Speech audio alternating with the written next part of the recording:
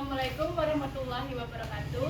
Perkenalkan, nama saya Bunga Stefani, NIM 210750009 dari Prodi Pendidikan Kesejahteraan Keluarga.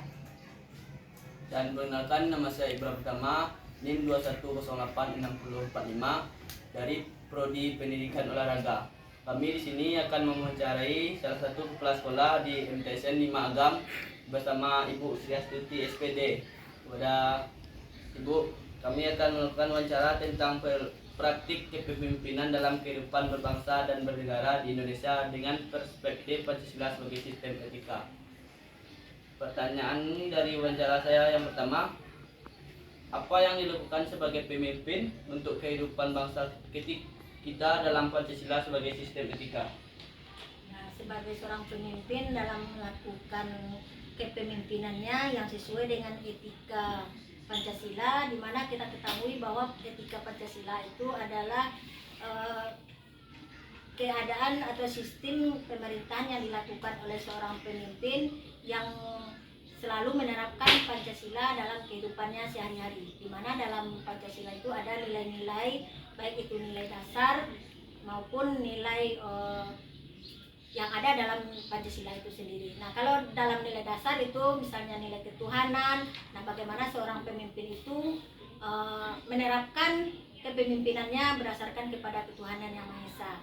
Begitu juga dengan kemanusiaan yang adil dan beradab, persatuan Indonesia, kerakyatan, dan keadilan sosial. Jadi seorang pemimpin itu harus memperhatikan bagaimana kehidupan rakyat yang ada di wilayah pimpinannya. Apakah penerapannya itu cukup sulit dilakukan, Bu? Sebenarnya penerapan dalam kepemimpinan yang dilakukan oleh seorang pemimpin itu tidak sulit kalau dilaksanakan dengan sebaik-baiknya. Pertama, kalau kita mendata suatu daerah, kalau betul-betul kita laksanakan pendataannya, insya Allah semua akan berjalan dengan lancar. Dan lalu bagaimana jika pemimpin itu belum berhasil melaksanakan tugasnya? Nah, seandainya pemimpin itu belum berhasil dalam melaksanakan tugasnya, kita dicek kembali ke belakangnya. Nah, di mana kendala yang terjadi. Nah, mudah-mudahan setelah kita dicek apa-apa kendala, untuk kedepannya kita perbaiki kembali. Jadi siapa saja, Bu, yang terlibat dalam praktikan kepemimpinan ini?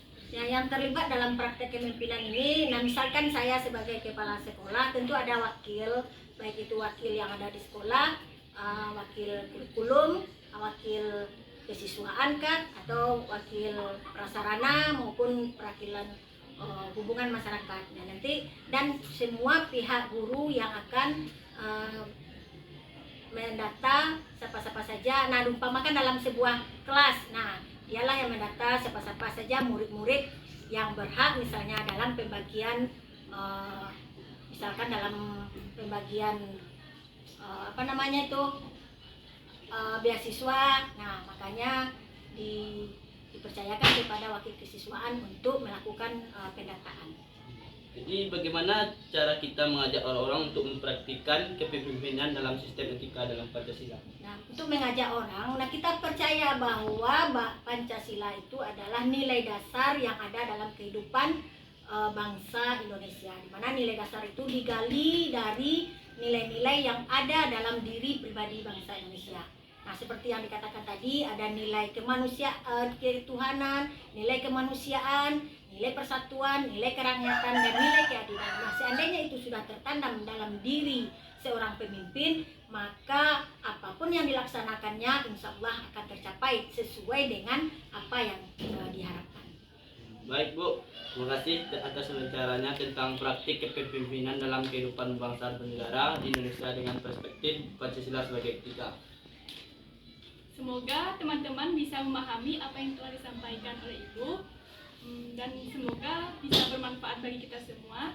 Sekian wawancara dari kami.